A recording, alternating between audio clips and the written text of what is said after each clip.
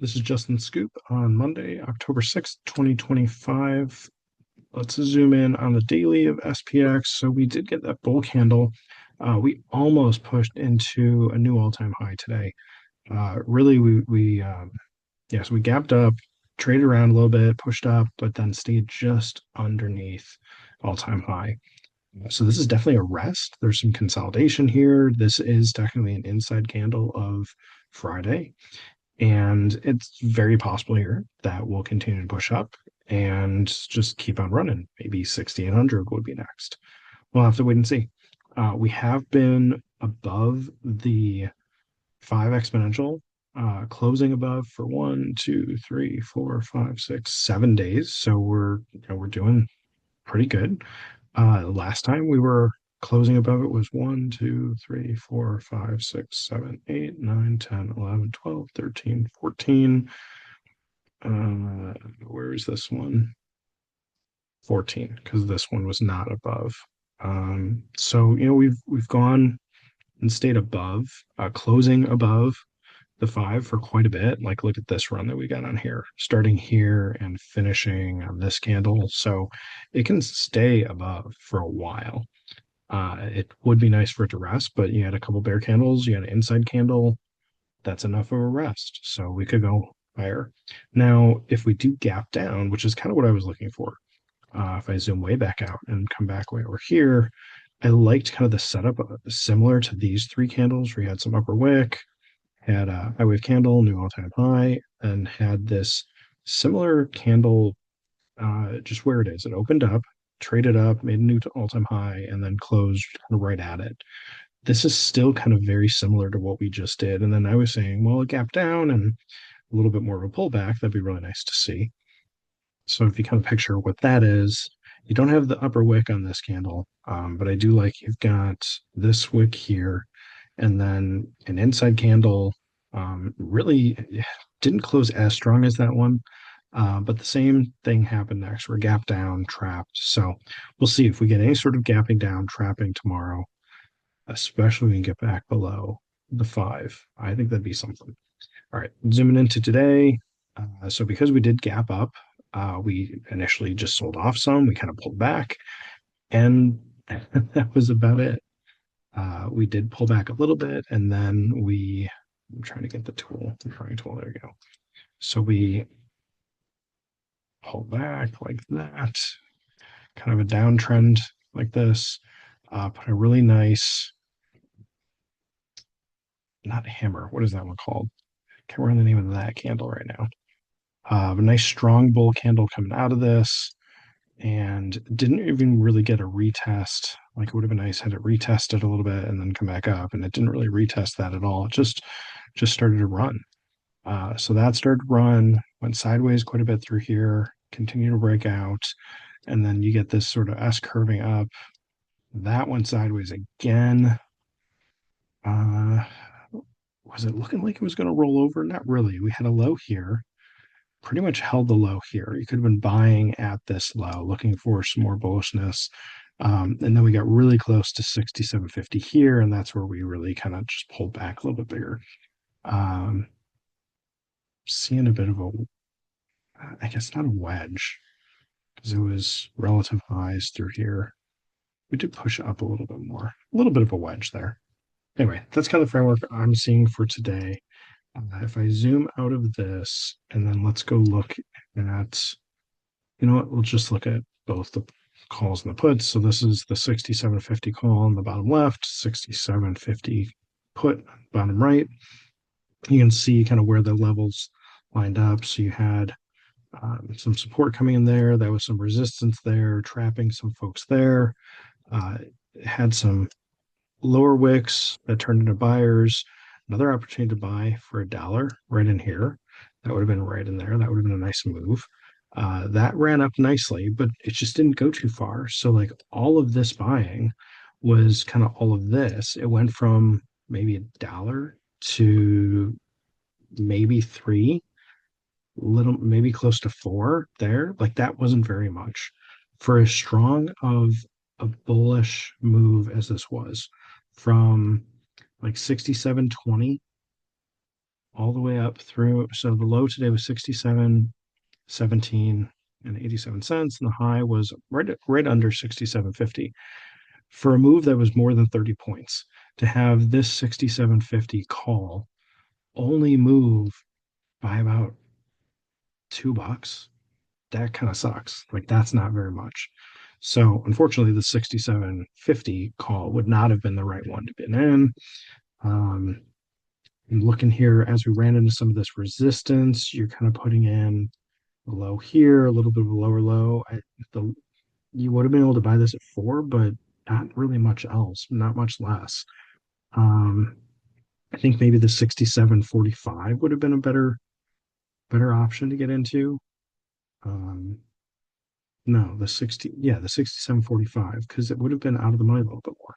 So let's go look at that, and let's go look at what else we could have done on the call side.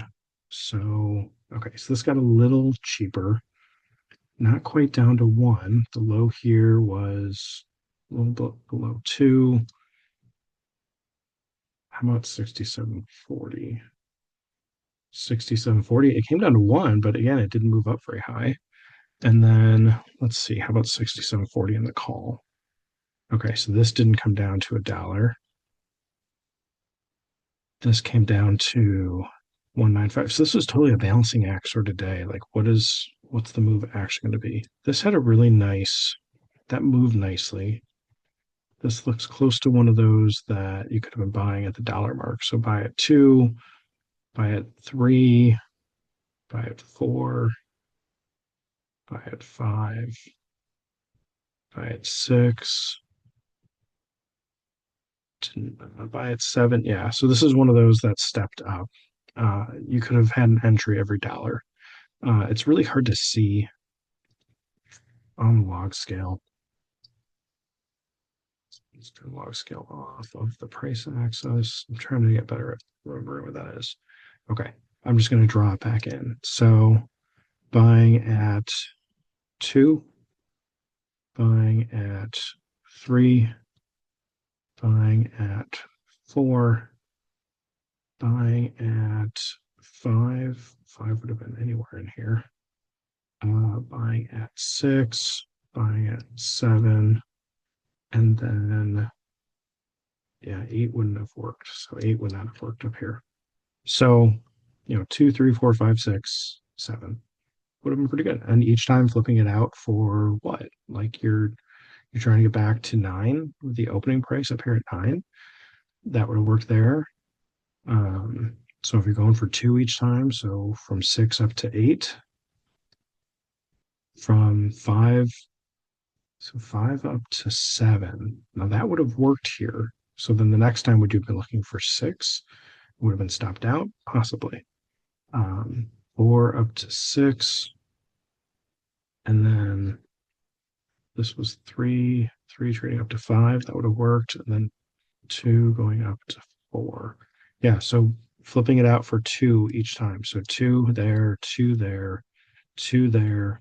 I'm going to say you would have had 2 here, but then you probably would have been getting in. I don't know. That would have come back so quickly. I don't know if you would have already gotten it set up. Probably wait for it to go higher. Would have gone up to this, and then so there's no trade on that one. But then getting in here, getting another 2, getting another 2, and then not or losing an R. So that would have been -1. So 2, 4, 6, 8, 10, 12 -1 is 11. 11R just by buying at stair steps, uh, stepping up by the dollar amount. I don't know. It's a strategy, not something I did today. And then how would you have known to do the 67.40 call to do that with? I think that's something to look for in these days that are just kind of grinding up.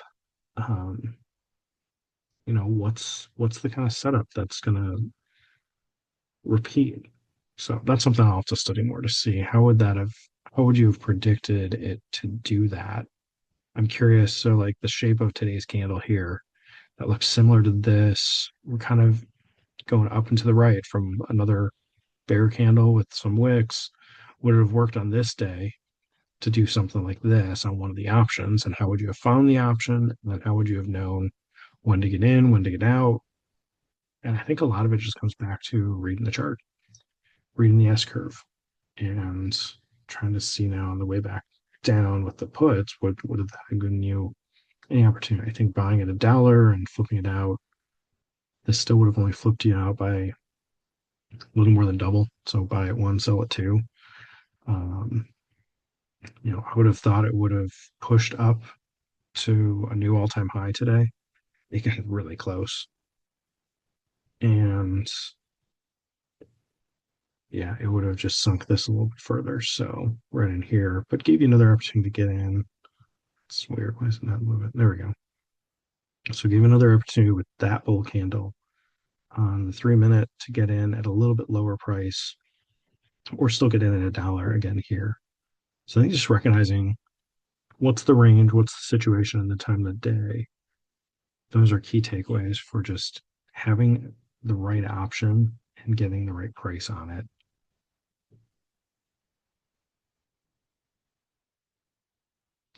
So yeah, the only other thing I'm seeing here that kind of jumps out is just this trend.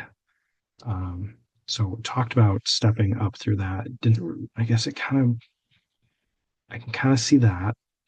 I'm just trying to match that up. Like, did this work?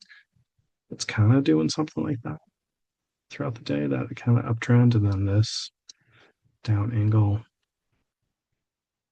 I don't think it's as clean. I probably could have drawn it better, but it's not super clean. Um, it looks like it still could have worked. I'm just concerned about these areas where it gets really flat through here.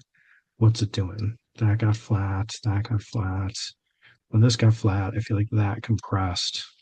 So it's just a matter of reading the option to see what's going on. What's going on? Yeah. Okay. I guess we'll come back tomorrow and see how things played out. Hope this helps. This is Justin. Thanks.